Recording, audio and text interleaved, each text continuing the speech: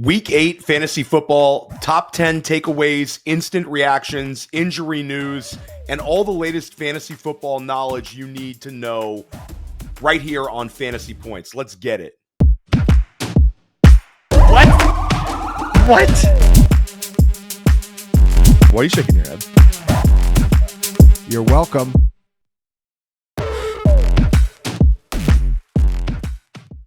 Week 8, heading into Sunday Night Football. Some really positive stuff to talk about. Also some extremely negative stuff to talk about. Injuries. We're going to get you caught up with the injuries. Those are definitely not what I want to start the show out with. There's a number of things we could talk about.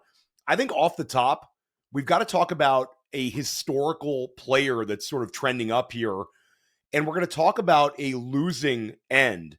But Ja'Marr Chase continues to absolutely cook with Joe Flacco behind center.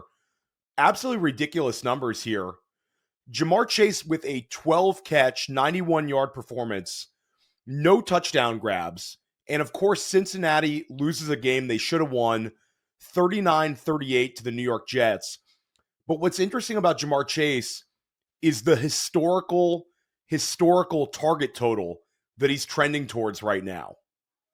You're talking about 54 targets over the last 3 weeks, which I believe is an NFL record. I'm still researching this one, but I believe by the time we get to Monday morning, we are going to know that that's a NFL record over a 3-game period. I can tell you that Ja'Marr Chase getting 42 targets over the last 2 weeks, that is the highest total that I was able to find.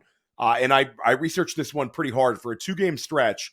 So in a consecutive 2-week stretch, Ja'Marr Chase just had the most targets of all time in NFL history. He's very much on his way back to a wide receiver 1 overall finish.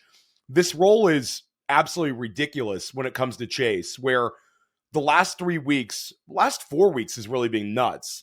Detroit game, 29-pointer. Then Green Bay with Joe Flacco behind center, a 25-pointer.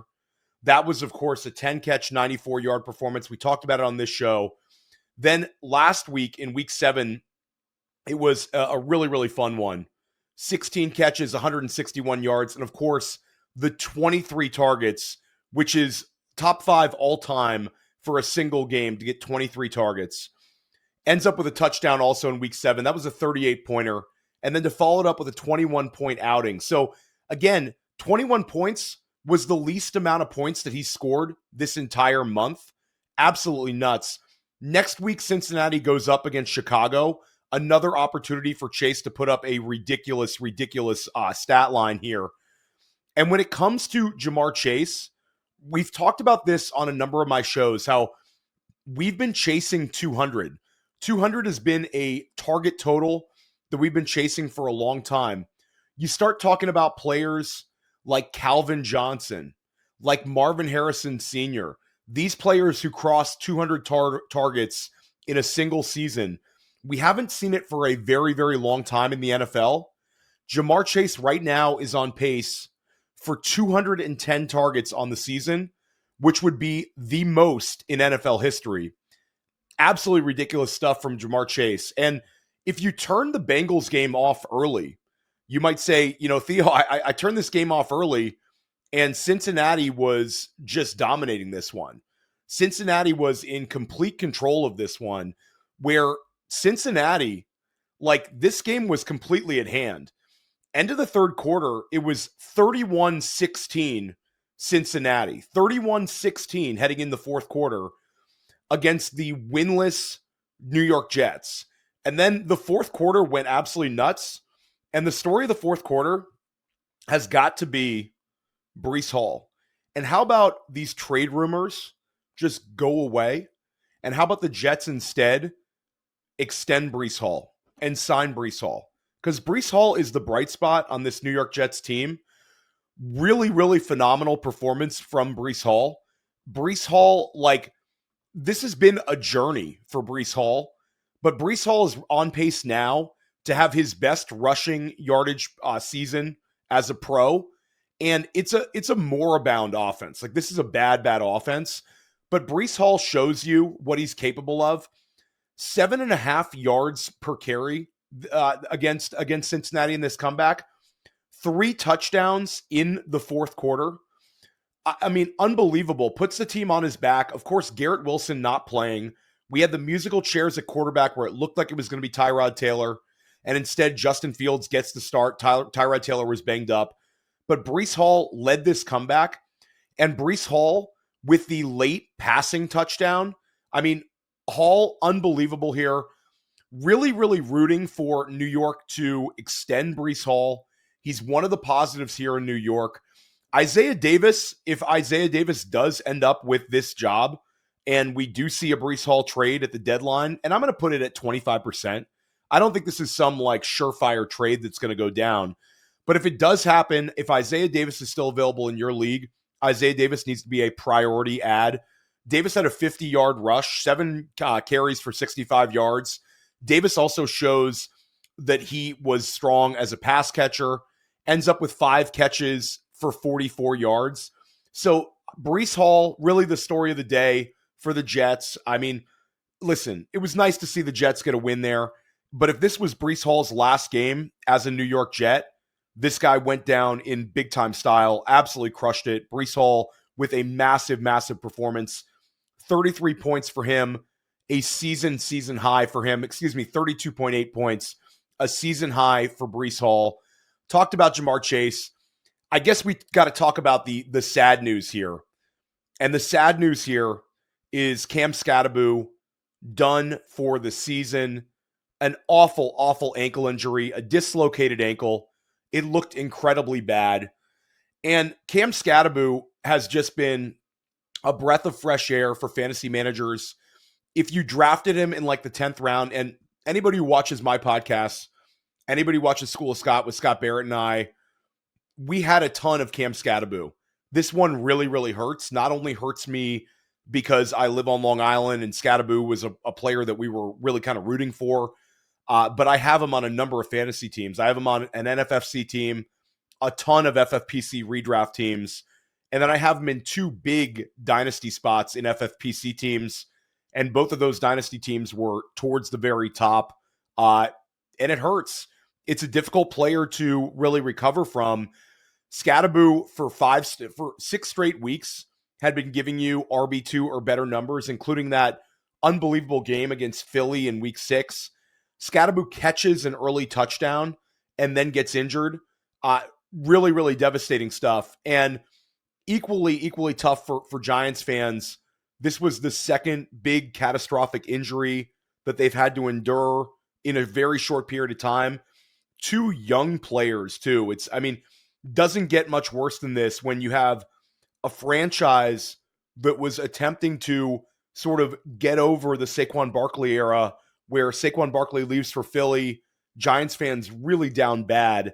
Really, really a tough one. Giants fans have lost a ton of games over the last few seasons, but Malik Neighbors and Cam Skattebo and Jackson Dart give New York hope. And to have Malik Neighbors taken away for the season, and Malik Neighbors probably going to miss the beginning of the 2026 season as well on the PUP list. Then you add now Cam Skattebo, who was just wildly popular. Like, Cam Skattebo was on his way to being a very, very popular New York athlete. Jackson Dart and Cam Skattebo collectively, these 2 guys together, really, really playing phenomenal. We saw Skattebo play so well against Philly. That Denver game was like the game of the year. And now the wind's completely out of the sails of the Giants. Tyrone Tracy is going to be the fantasy football winner here, where Tracy's going to end up taking on a much larger portion of touches. Tracy's fine. Tracy gave us some fine fantasy performances last year. I think in a full-time role, Tyrone Tracy can sort of give us low-end RB2 numbers, possibly give you some mid RB2 type weeks, and Tracy can also catch the ball. So if the usage is similar to Skattebo, I think Tracy is going to be a player that you're going to be happy you have on your roster. I know I have some Tyrone Tracy. The ceiling's certainly not where it was at with Skattebo. Skattebo, I think, was providing a higher ceiling. And I think we're going to see a lot more Wan'Dale Robinson. Robinson, a quiet game today, but Wan'Dale Robinson showed a connection with Jackson Dart. And really, you kind of worry about Jackson Dart because Jackson Dart, if you're just calling this offense and it's rational coaching, like if I was the offensive coordinator of New York, and I'm sure a lot of people listening to this as a podcast, watching this on YouTube, you try to design a lot more designed rush attempts for Jackson Dart sort of moving forward. I think that would be sort of the plan I would have. Dart, of course, has 3 games with 50 plus rushing yards on the year. He's got 4 rushing touchdowns, including one today against Philly. But you just worry about a young quarterback who's lacking weapons and is now in sort of a potential for like a one-man gang type offensive game script, him also getting injured. And you hate to put that one out there in the universe, but Giants fans, man, like it's a franchise that's had to deal with this forever. Saquon Barkley got injured early in his career, season-ending injury early in his career after an RB1 overall rookie season. We saw Odell Beckham go down with season-ending injuries. Like, this is a franchise that's had to endure stars leaving like Saquon, and now 2 young stars done for the year. Cam Skattebo as a rookie, Malik Neighbors, year 2. Just devastating loss. Big shout out to the Giants fans listening, including my podcast co-host, Scott Barrett from School of Scott. He's hurting big time. Not only did he have a lot of Cam Skattebo, but he's a big Giants fan. So really tough one there. Really tough one. Let's talk about some positivity with the rookies, though. Let's go back to Thursday night. And it feels like a week ago, but it was Thursday night. I record this right before Sunday Night Football. And we got to talk about Oronde Gadsden. Oronde Gadsden is an absolute baller. Oronde Gadsden was getting double teamed on Thursday night. Ridiculous first half performance. And when we combine Oronde Gadsden with what we saw from him the game before, Oronde Gadsden is just on an unbelievable streak. This was a very short turnaround. So Gadsden goes from the Indianapolis game, where Gadsden has 7 catches for 164 yards and a touchdown, a 29-point performance, and then comes right back on Thursday night with a 5-catch, 77 yards, and a touchdown performance. Caught all 5 of his targets, and really Oronde Gadsden starting to open up the LA offense. Like, his presence, NFL teams are having to account for them. The Chargers coaching staff talked about this after the game, how Oronde Gadsden was able to sort of help unlock a big performance out of Ladd McConkey. And Ladd McConkey has now been consistently scoring recently. Ladd McConkey with 6 catches, 88 yards, and a touchdown, gets 10 targets. Really big performance for Ladd to go from 9 targets in week 6, 15 in week 7, and now 10 in week 8. Ladd is definitely trending up. 21 points, 20.8 points for anybody keeping official score, but 21 points. Call it a 21-point PPR outing for Ladd. And then that's coming off of a 15.7 point outing and a 23-point outing and a 14.9 point outing. So put that in perspective.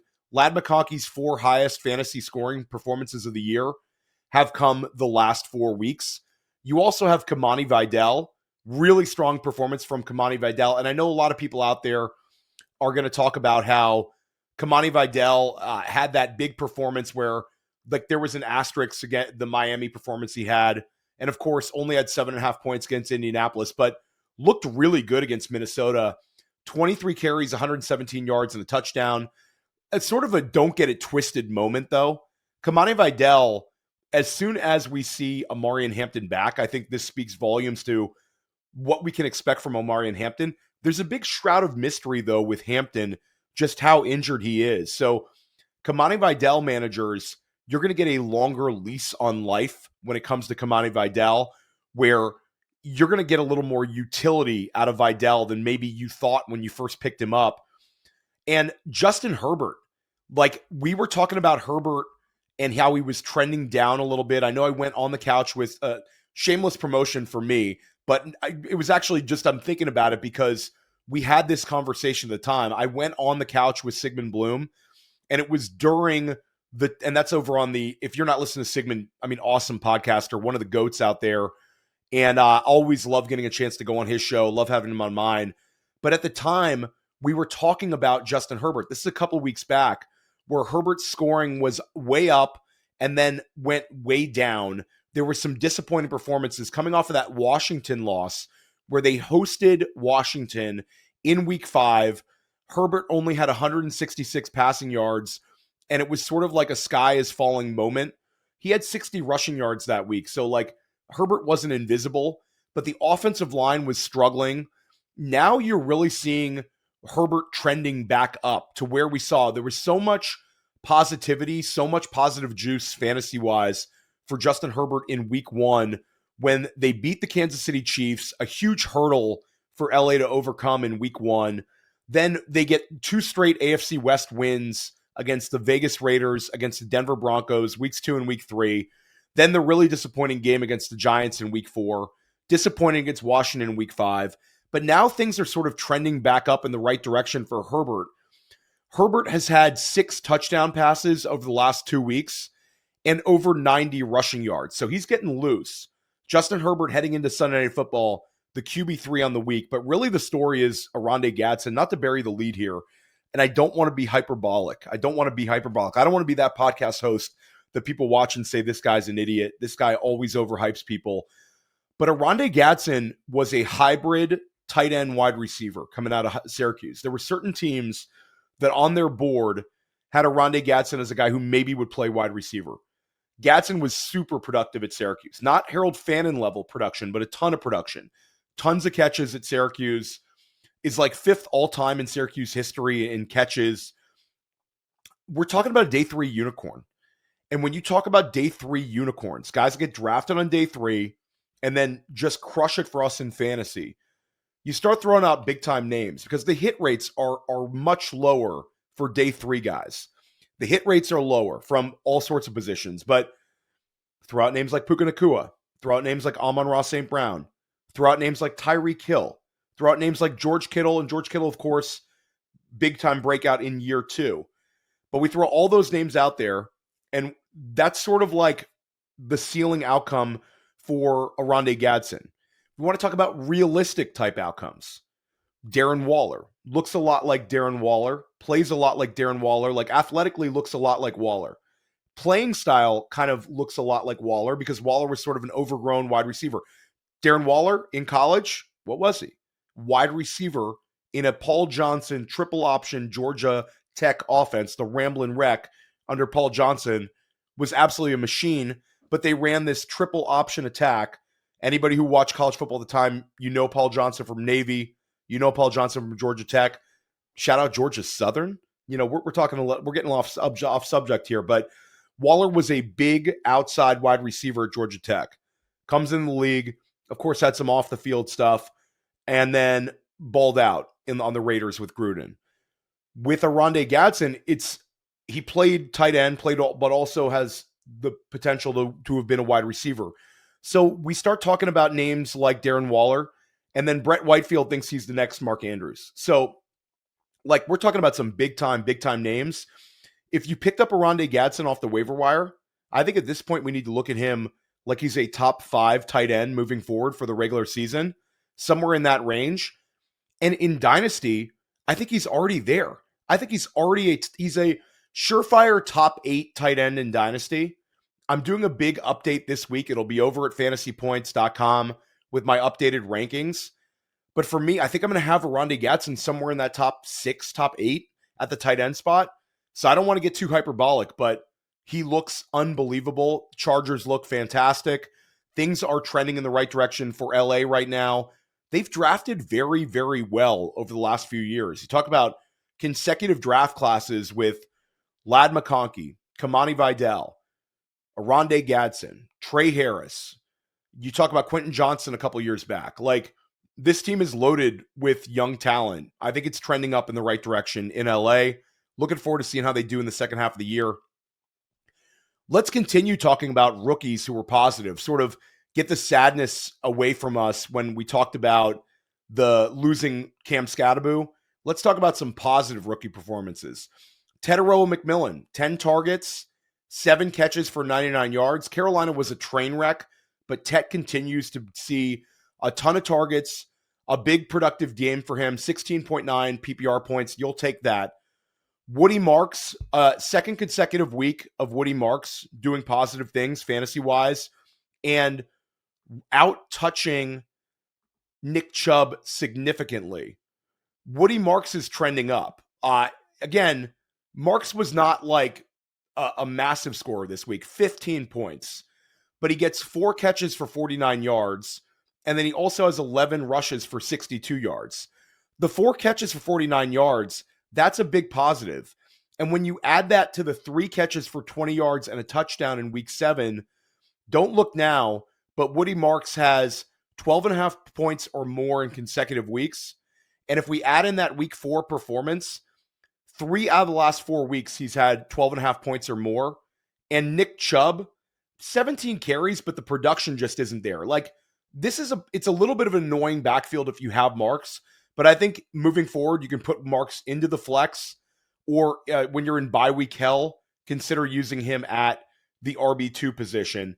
And then we got to talk about Harold Fannin. Like, this is a great year for rookie tight ends. Oronde Gadsden, Tyler Warren, and Harold Fannin. And Harold Fannin, 6 catches, 62 yards, and a touchdown. Just fantastic. And then it's one where fantasy managers are getting a little frustrated because he was on a lot of benches this week. But RJ Harvey sort of had the breakout performance that you wanted to see from him, especially on a per-touch basis. But you got to think that this is going to get him more touches every single week moving forward. We're going to talk about Denver in a minute. Denver's a machine right now.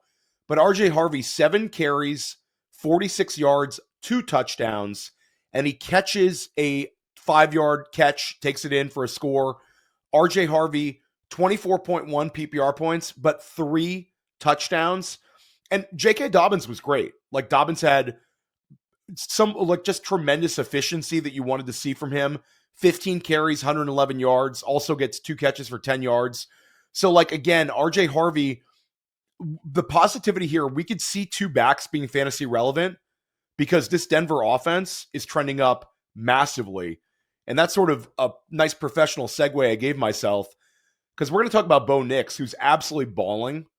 Bo Nix is balling out of his mind. Bo Nix has 8 touchdowns over the last 2 games played. And anybody who had the Bo Nix experience as a rookie remembers these spike weeks. And Bo Nix sort of last year is the same as this year. Slow drip build up, and then Bo Nix started ripping off big time fantasy performances. I think we might be there. And Dallas is a soft defense. Like, let's not get it twisted here. Like, he's not doing this against the Green Bay Packers. This is the Dallas Cowboys here. But Denver now has back-to-back weeks with 44 points scored against Dallas after 33 points scored and the comeback against the Giants. Bo Nix with 8 touchdowns over the last 2 games played. Troy Franklin, 2 touchdown grabs. Great to see Troy Franklin contributing like this. Again, you get the locker room narrative between Bo Nix and Troy Franklin, where Troy Franklin, we were sort of like, got very hyped about him early in the season. And maybe we're going to get back there when it comes to Franklin, but 8 targets for Troy Franklin, 6 catches, 89 yards, and a touchdown. But really the story is Bo Nix. Bo Nix is just on fire right now. Like, really, really, really lighting it up fantasy-wise. 6-2 for the Denver Broncos. I think we've got to start talking about the Broncos being a legitimate threat in the AFC right now at a 6-2 record. Really, really strong stuff when it comes to Bo Nix. Got to talk about Saquon Barkley. We talked about Cam Skattebo. Might as well talk about a former New York Giant in Barkley. This was a week where if you played DFS, I know Scott Barrett, shout out to Jake Tribby, shout out to Ryan Heath. Like, we're in the DFS streets. I've been kind of doing a little DFS myself. I'm way more of a redraft and dynasty guy, but I've been playing a little bit of DFS. And this week, everyone's telling you, you pay up at running back. But Saquon Barkley, a little bit of the forgotten man. Saquon Barkley gave everybody a reminder of just how special a talent, how special a player he is. And Barkley, we've seen some weeks from Barkley that have been not so great. Let's be honest about things. This is certainly not the 2024 season when it comes to Saquon Barkley. This was a big breath of fresh air moment for fantasy managers with Saquon Barkley, where Barkley goes for multiple weeks without breaking 60 yards. Like we've seen since week 3, Saquon Barkley has not broken 60 yards. His rushing high was 58 yards in week 6. And of course, he had a couple of touchdowns, some impressive receiving moments at times.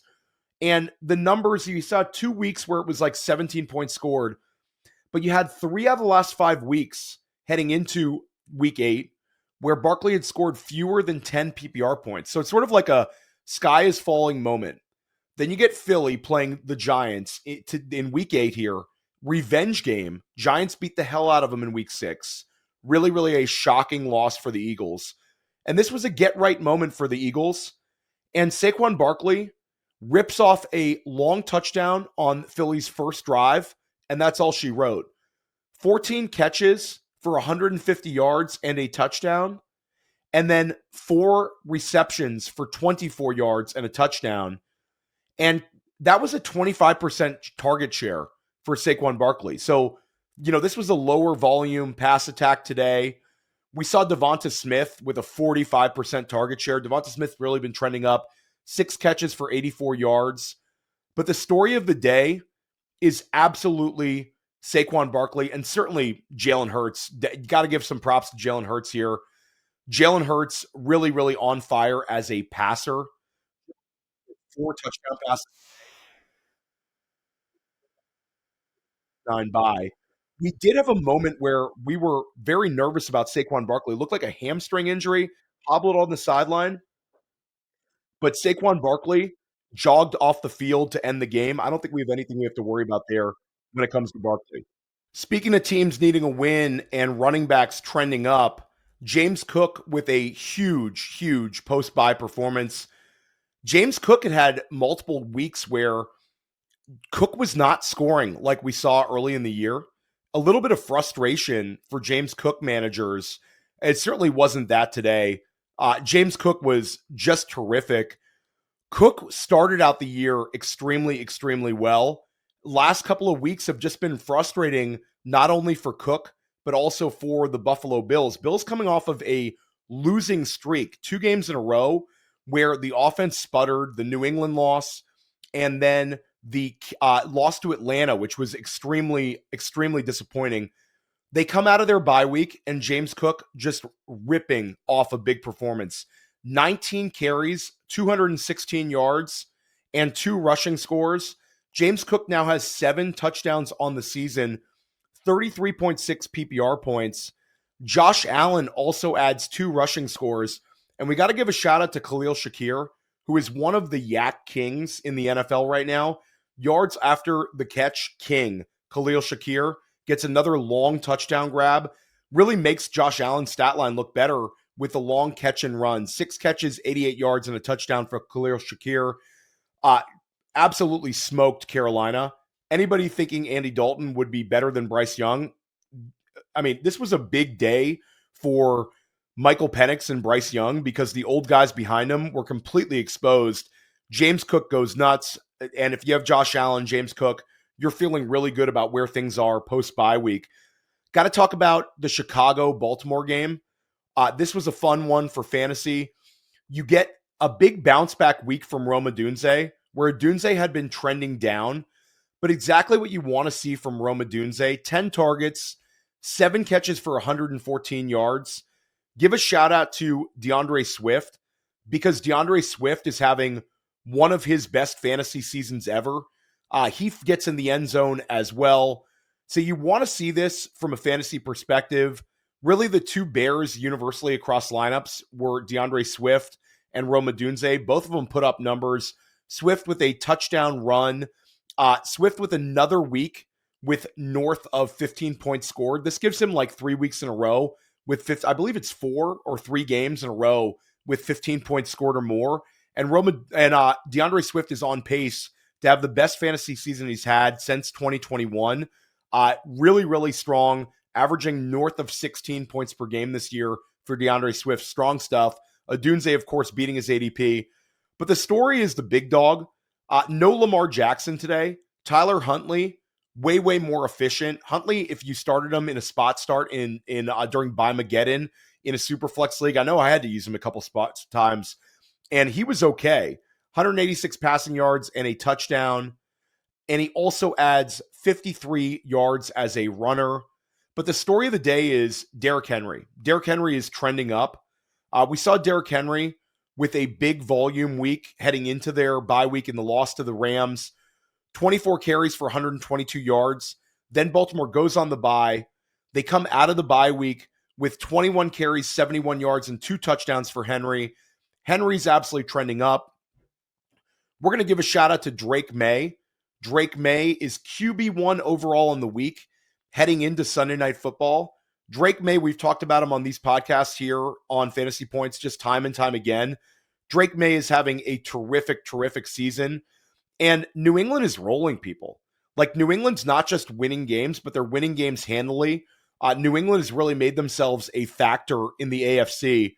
But the story is Drake Maye, where we felt like Drake Maye was giving us top 3 scoring in fantasy at the quarterback position. But it felt like we're going to see more ceiling weeks from Maye. And the biggest sort of like thing that's happened recently when it comes to Drake Maye is we've had consecutive weeks where Drake Maye has had 50 plus rushing yards. So Drake Maye, things are very much trending up.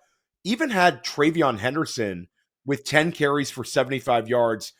I know he had the fumble, but Travion Henderson, we think this is a step in the right direction when it comes to Henderson, and potentially unlocking him over the second half of the season would be a great thing for this offense. Another 30-point scored week. New England 32, Cleveland 13. But Drake Maye, 3 passing touchdowns. But the biggest thing we want to see from Maye, another strong rushing performance from Drake Maye. Absolutely love to see it. Drake Maye playing just phenomenal football. And we got to close it out. The Greatest Show on Turf, Part 2. And I'm talking about the Kurt Warner Rams, showing my age. I'm aging myself on this show. But anyone remembers that Kurt Warner Rams team that was ridiculous, playing on the turf, scoring each and every week? Well, don't look now, but the Indianapolis Colts with Daniel Jones behind center are really looking like the next Greatest Show on Turf. Indianapolis is averaging, heading into week 8, was averaging 33 points per game. A huge step forward from 22 points per game last year. They were one of the most improved offenses along with the Dallas Cowboys on the season. Now they go 38-14. The scoring goes up. Daniel Jones, 3 passing touchdowns, including 1 to Michael Pittman. Pittman was terrific. 8 catches, 95 yards, and a touchdown. Daniel Jones, 3 passing touchdowns for Daniel Jones. I mean, Daniel Jones is completely locked in on this offense. And we also get a touchdown grab from Josh Downs. We like to see that. Quiet game from Tyler Warren. But the story of the season in fantasy right now is looking like Jonathan Taylor. Jonathan Taylor is absolutely going nuts this year. Another massive performance from Taylor. I mean, and it feels like we're talking about it every single week, but when you rush for 153 yards on only 12 carries, including an 80-yard touchdown score, you got to talk about it every single week. So Jonathan Taylor with 12 carries, 153 yards, 2 rushing scores, including the 80-yarder. And then Taylor continues to produce as a receiver. 2 catches for 21 yards, but he also catches a touchdown. I mean, Jonathan Taylor, it's simply remarkable how efficient and how good he's been. Taylor has 14 touchdowns on the year, 2 as a receiver, 12 on the ground. And it's absolutely wild. He's had 4 games with 3 touchdowns. 4 games with 3 touchdowns is absolutely wild. These Colts, it seems like absolutely no one is stopping the Indianapolis Colts. We need to start talking about Indianapolis as a Super Bowl contender. The Colts are 7-1, and let's go through the schedule here. Pittsburgh away next week is a tricky game, but a game that I think we would consider that the Colts will probably win that one, even on the road in Pittsburgh. I know I would put my money on Indianapolis in that one. Then Atlanta in Indianapolis. Atlanta's trending downwards. Or excuse me, that Atlanta game is, I believe that's in Europe. And then the big one. The big one is on the 23rd of November. The Colts against the Kansas City Chiefs. The Colts will be coming off of a bye week on the road against Patrick Mahomes. That might be one of the games of the year. And if Indianapolis goes into Kansas City and gets a win, I mean, we're talking about big, big things. But Indianapolis Colts, bona fide Super Bowl contenders, Daniel Jones, your bounce back quarterback of the year, and Jonathan Taylor right now, your league winner. Make sure you're tuning in to Fantasy Football Daily multiple times a week. I'm dropping my waiver wire show with Joe Dolan and Tom Brawley every single week. I'm dropping my start sit show with Graham Barfield, and I'm having a guest show every single week. If you're watching this show on YouTube, go ahead and check out Fantasy Football Daily, the podcast. I'm doing extra shows over there that sometimes don't make it to YouTube. And if you're listening on the podcast, go ahead and subscribe to our YouTube channel. Cost you nothing. It helps us out a lot. School of Scott Barrett and I every single week. Dynasty Life, dropping big-time Dynasty podcasts every single week. I had Brett Whitefield on last week. Absolute fire. Make sure you're subscribed to Dynasty Life and check it out when it's over here on Fantasy Points YouTube. And if you want to level your game up for the rest of the season, we're midpoint. Week 14, week 15, when fantasy playoffs start, usually week 14, week 15 for most leagues. That's right around the corner. All of our subscription packages are discounted over at fantasypoints.com. And if you want a further discount, use the code Theo and get 15% off our already discounted packages.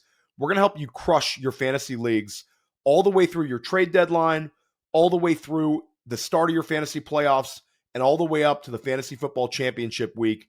Let's get it. Let's crush our leagues this season.